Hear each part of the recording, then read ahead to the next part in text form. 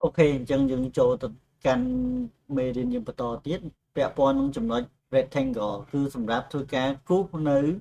ចំណុចបាទចំណុចសិនមានន័យថាគំនូស selection ជាការ៉េនិងរាងចតុកោណកែងគឺក្នុងនេះយើងត្រូវមើល option វាបន្ថែមទៀតពាក់ព័ន្ធជាមួយនឹង tool rectangle ហ្នឹងគឺយើងមានត្រូវមើលកន្លែងនេះមាន3 4ចំណុចដែលយើងត្រូវការមើលវាបន្ថែមទៀតអញ្ចឹងពាក់ព័ន្ធជាមួយនឹងចំណុចទី1នេះគឺជា option new selection អញ្ចឹងមានន័យថាបើសិនជា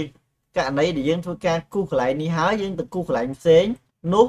អា selection ដែលបានកំណត់នៅត្រង់ចំណុចនេះវានឹងបាត់អញ្ចឹងបើសិនយើងគូសកន្លែងផ្សេងទៀតចំណុចដែលមាននៅកន្លែងនេះមិញគឺវាបាត់ដូចគ្នា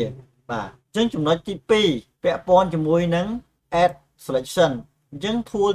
option ទី2នេះគឺសម្រាប់ធ្វើការ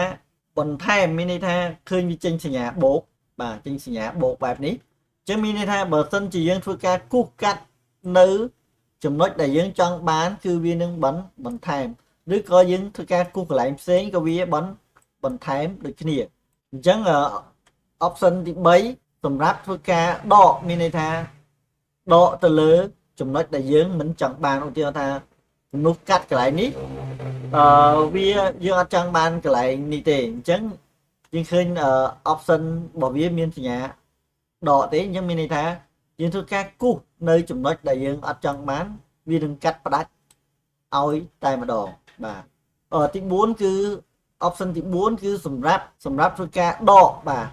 អញ្ចឹងចំណុចណាដែលយើងធ្វើបានត្រូវបានគូសចំណុចដែលពាក់ព័ន្ធជាមួយនឹងកន្លែងដែលមិនមានការគូសទៅលើវានឹងបាត់ដោយស្វ័យប្រវត្តិអញ្ចឹងខ្ញុំបលែងដៃទៅអញ្ចឹងគឺយើងឃើញថាចំណុចកន្លែងនេះគឺបានបាត់អូខេអញ្ចឹងយើងចូលដល់ filter នេះគឺសម្រាប់ធ្វើឲ្យមានភាពព្រិលនៅជុំវិញ frame មានន័យព័ទ្ធជុំវិញនៅកែបឧទាហរណ៍ឥឡូវខ្ញុំយកមេដៃនេះយកត្រឹមនេះមកអញ្ចឹងខ្ញុំ copy ណា copy Ctrl C Ctrl V ក៏បានដែរ copy Ctrl C បាទអញ្ចឹងយើងយកមកដាក់កន្លែងនេះ Ctrl V អញ្ចឹងយើងឃើញថាមេដៃដែលយកមកកន្លែងនេះគឺមានភាពច្បាស់នៃវ័នជុំវិញបាទបើសិនជាយើងចង់ឲ្យកន្លែងដែលវ័នជុំវិញនេះវាមានភាពរៀងព្រិលយើងយក filter នេះយើងដូរវាប្រហែលជា2អញ្ចឹងមកបាទអញ្ចឹងយើងអូសកាត់ភាសាទៀតរួចហើយយើង copy ហើយយកមកផាសមកមើលមកគឺយើងឃើញថាភាពព្រិលរបស់វាចាប់ដើមមានគឺវាមាន2មើល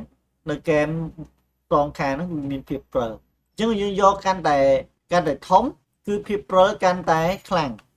ពាក់ព័ន្ធជាមួយនឹង style វាមាន normal និង retro មានន័យថាបើសិនជាយើងធ្វើការដាក់ទៅគំនូសដែលយើងធ្វើការគូស